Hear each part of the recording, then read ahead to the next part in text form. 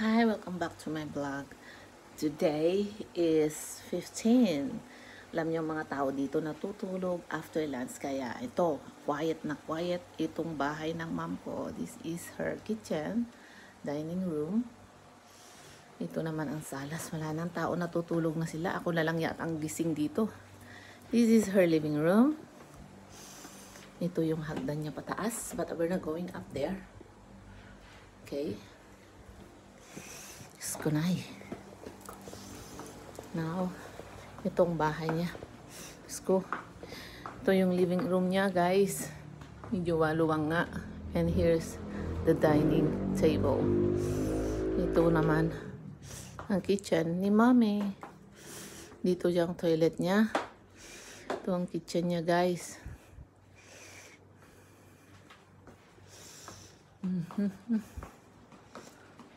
And now we're going at the back. Oh my goodness. Ang sakit ng mata, guys. We really need glasses pagpunta. Anyway, I can use mine, pero ang sakit pa rin ng mata. Ito ang labas ng aming bahay. Oh my God. The amanang is washing. Here we go.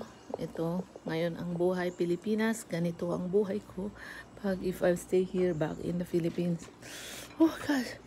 Ito ang front ng bahay ng mom ko. Oh my God, patay sala. So hot, guys. Ngayon, it's time for me to nap. Ha! Mag-nap din ako. Ito ang bahay ni mom. And there's another one room here. There you go. Ito naman ang room ng brad ko, pero wala sila. Ng brad ko, pag andito kami lahat, we have our own room. Kaso nga lang sila nasa taas. In our room, natutulog na siya. Dito naman ako sa room ng brad ko kasi they're now in Isabela today. They're in their place today. Kaya ako naman ang nandito. I have to occupy the room because they will come to the house. Hi! Ganito talaga ang buhay ng Pilipino sa Philippines. True, because they have all the time to rest after lunch. Samantalang, while those Filipinos overseas, kulang ang tulog kasi everybody's working. Yan. Everybody's working. Diba? Kaya ito naman ngayon ako parang ayokong matulog kasi I just want to waste my time coming back in here. Kasi we only have few days at the moment after na holiday ko dito kasi my husband have to go back in Hong Kong. So I have to enjoy life kasi I have to sama pa rin sa kanya at the moment. Kasi hindi pa totally ako dito kasi we still struggling packing all those things that I need to bring back home. Ang dami pang wara, anong tawag doon? Adupay ti warami di balay mi na I need to pack kasi I have everywhere is all my things. I need, kaya ito, oh my God, I need to keep that one. Disgusting, right? Ito, ang hirap ngayon kasi dito pa tayo matutulog, kaya not like in other, sa Pilipinas, sa Hong Kong, nagtatrabaho pa rin tayo. At the moment, ngayon I'm going to have a short nap at least 1 or 2 hours. So I need to go. We're going to the city later to buy some shopping for tonight. And then we travel in the morning tomorrow. So, para naman hindi boring si Mr. Kawawa naman siya. Kasi of course, it's still different countries, still different place. And the thing is, he needs to enjoy life if he comes over from Philippines. Kasi ang hirap talaga, ang mahirap kasi din sa mag-asawa ng foreigner. Even though you want to stay home, medyo mahirap din kasi you need to entertain also your husband, your family going outside. Hindi lang sa magmukmuk sa kwarto, right? So, there's different ways of yung life ng mga pag-asawa ko na ibang lahi. Kaya, if Filipino, kapitbahay mo lang ang yanan mo, maybe if you marry a Filipino, it's just the same thing. You can be happy every day, be happy and jokes every day. Those things. He understands. You don't need to translate all these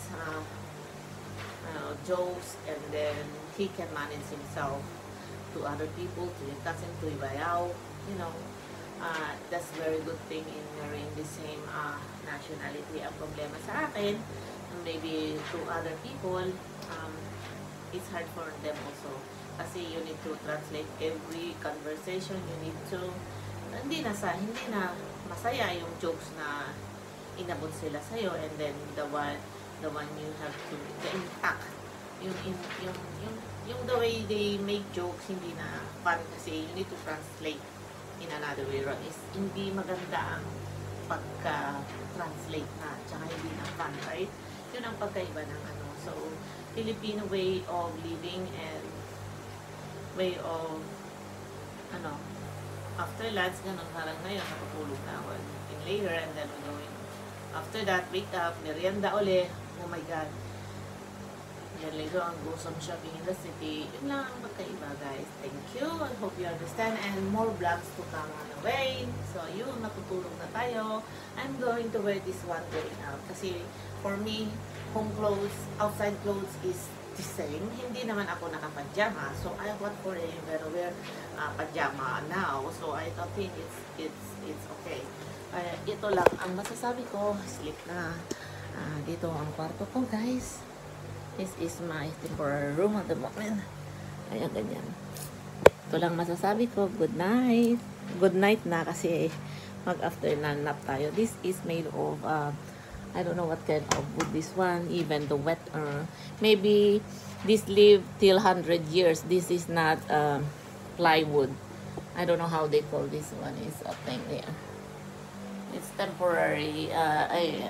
I don't know why my dad didn't ever put those paint there, but it's wood. Wag na daw kasi this is original wood. Ito ang bahay ng mom ko. Very wide din niya. Yan. Yan. Okay, that's all for today. So, good night for me and good night for you. Ito lang. Ito na ang baby ko kasi si Den natutulog. Naka-aircon siya doon eh. Masakit ang legs ko pag naka-aircon, lalo na ngayon, at ano lang ako. Nakapang ano yun? How to say? There's no pants. Nagpapants kasi ako nag-aircon kasi masakit na yung buto-buto ko. Guys, matanda na tayo. So, okay guys, good night and good health everyone of you. Hope you guys like my video, and don't forget to subscribe, like, and follow, and comments below. Please share as well. Thank you so much. I love you all. Please don't forget to pray up there for everyday living, and please don't forget to I said already, matanda na nga ako. Okay, that's all for today. I love you all. Love your wife, love your husband, love your family, and I, of course, I love you all. See you later. Matutulog na talaga ako. Parang busog na. Alagahan ko ang kinain ko. Okay, thank you very much. I love you all. Bye.